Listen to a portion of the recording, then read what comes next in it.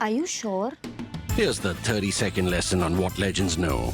Never ask a bride why she's getting married. Don't wear a skirt on a windy day. Deodorant is not a shower. Don't sniff chili flakes. And don't forget, saving is not investing. Legends don't just save, they invest in mutual funds. Mutual fund investments are subject to market risks. Read all scheme-related documents carefully. In March 2019, as Prime Minister Narendra Modi looked set for another term in office, I, like a party pooper, flagged in a politically correct column what I thought was crucial to the BJP's future in the long term. And the headline of the column was, unlike Vajpayee and Advani, Gen Next BJP leaders groomed by Modi-Shah don't look promising. I pointed out how Advani Vajpayee had groomed the Gen Next in the party. Narendra Modi, Arun Jaitley, Ravi Shankar Prasad, Sushma Swaraj, Rajnath Singh, Pramod Mahajan, Vasundhara Raje, Shivraj Singh Chauhan, and many more. And then I named a few who Modi as the Prime Minister and Shah as the party president promoted between 2014 and 2019. Remember, I'm talking about what I wrote in 2019. So those promoted during that period by Modi and Shah, most of them failed to impress. That was in 2019. You can probably blame me for being hasty with my assessment of the success or failure of Modi-Shah's HR policy. 5.5 years since I wrote that piece, much has changed. A decade is a good enough time to study the progress of those promoted by Modi-Shah. The sample size is also bigger now. Besides, for all the contestations by the BJP spin masters, PM Modi is probably serving his last term. Looking at his legacy in terms of how he groomed the next generation of leadership is perfectly legitimate today. Let's look at the first set of chief ministers that Modi Shah appointed in 2014 and how they have fared. Manohar Lal Khattar in Haryana, Devendra Fadnavis in Maharashtra, and Raghuvar Das in Jharkhand. In the just concluded Haryana election, the BJP was virtually hiding its chief minister of 9.5 years. Khattar hardly figured on the party's posters or in other publicity materials. He remained confined to his Lok Sabha constituency, Karnal. At Prime Minister Modi's rally in Hisar, as BJP insiders tell me, Khattar was asked to address the meeting, but he refused. Few BJP candidates wanted the two-term CM to campaign for them. The BJP had removed Khattar in March because he was seen as a poll liability. But he was asked to choose his own successor, Nair Singh Saini. Khattar was rehabilitated as a cabinet minister at the centre and had a big say in the selection of candidates in this assembly election. All these thanks to his friendship with Prime Minister Modi in their good old days as RSS Pracharaks. Few would contest the failure of the Khattar experiment in Haryana, no matter what happens on the results day on Tuesday. Modi Shah bet on Raghuvar Das in Jharkhand in what turned out to be another failed experiment. The CM could not even save his own assembly seat in the next election. Like Khattar, Raghuvar Das was also rehabilitated in the Odisha Raj Bhavan. The governor landed in his soup recently after his son allegedly assaulted a Raj Bhavan staffer for not arranging luxury vehicles for him. With the BJP High Command backing him and the party running the government in Odisha now, the case is as good as dead. In the case of Fadnavis, he proved himself an able administrator.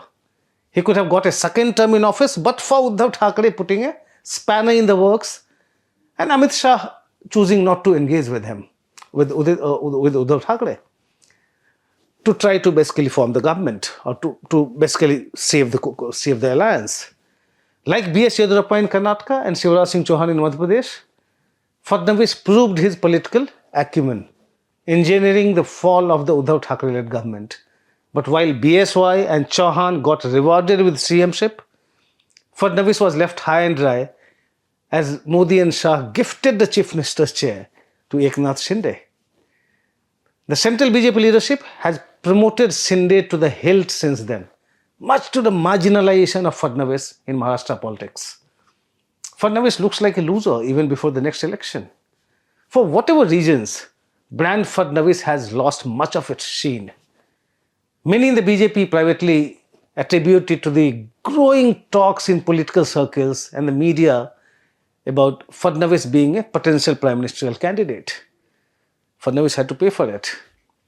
So that is the fate of the first three faces that Modi and Shah promoted in the states in 2014. Let's look at the others. In 2016, it was Sarwanand Sonowal as Assam CM, but he was an outsider, as was his successor Himanta Biswa Sharma, who the BJP has had to rely on for power in the state. Modi-Shah promoted Trivendra Singh Rawat as the Uttarakhand CM in 2017, only to replace him with Tirath Singh Rawat 4 years later. And then Tirath was replaced within 4 months by Pushkar Singh Dhami. In the assembly election about 6 months later, Dhami could not even win his own seat. But Modi-Shah retained him as the chief minister. Former CM of Himachal Pradesh Prem Kumar Dhumil, who was never a great friend of Modi, was not as fortunate as Dhami. After Dhumil lost the election, Modi-Shah chose Jairam Thakur over him, only to lose power in the Hill Estate 5 years later. Incidentally, Dhumil's son Anurag Thakur, a young, bright leader who worked hard to endear himself to Modi-Shah, has been left out in the cold today. In Gujarat, Modi-Shah decided to replace Anandiben Patel with Vijay Rupani in 2016. They, however, replaced him with Bhupender Patel about 14 months before the 2022 election. It's not about Patel's or Rupani's abilities.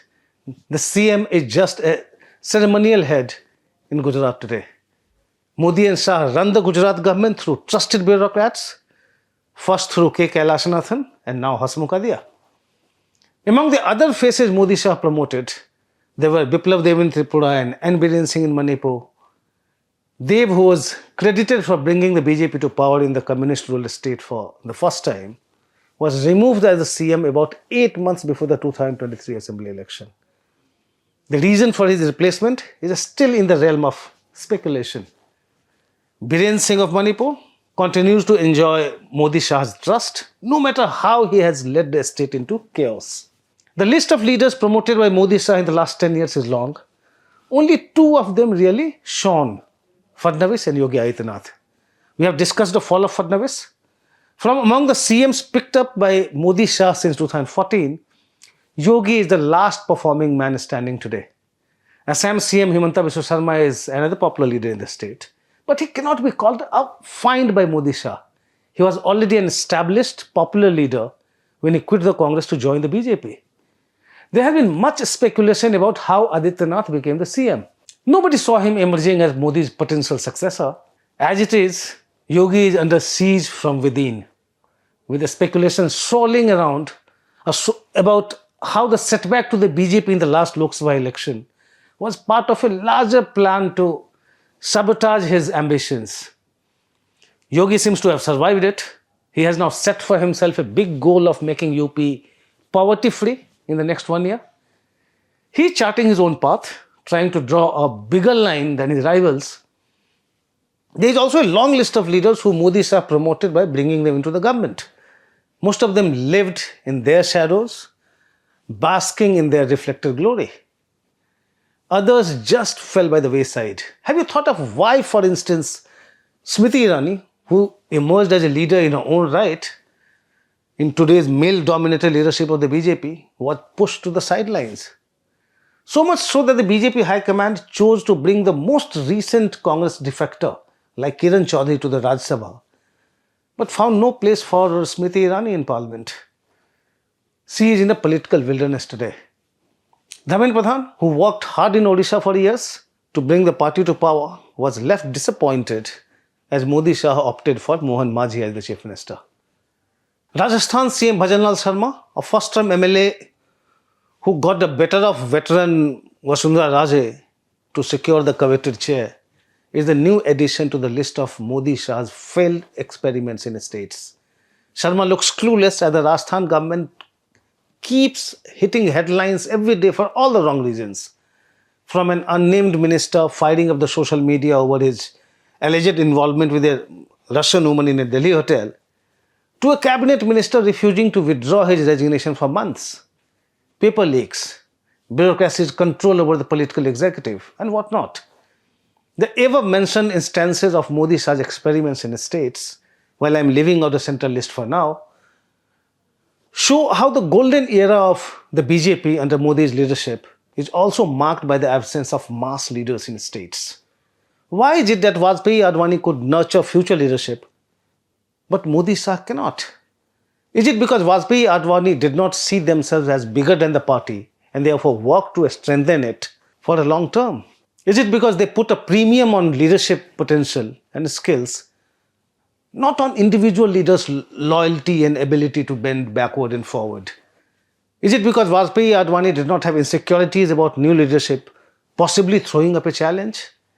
Or is it just the failure to spot and judge talent and competence? There are questions galore when it comes to the BJP's failure to develop alternative leadership in the states who could hold the fort in the absence of a mass leader like Vajpayee then and Modi now. I mean, whenever he decides to hang up his boots.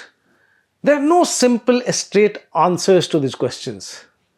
The BJP had leaders like Modi, Chauhan, Raje, Raman Singh, BSY and Dhumal, among many others, who kept the party's flame burning when Vajpayee-Advani were fading away. Now that the BJP needs to prepare for the post-Modi era, the absence of such leaders to fill the impending void must be scary for those who care about the BJP. That's all from me in this episode of Politically Correct. Thanks for watching.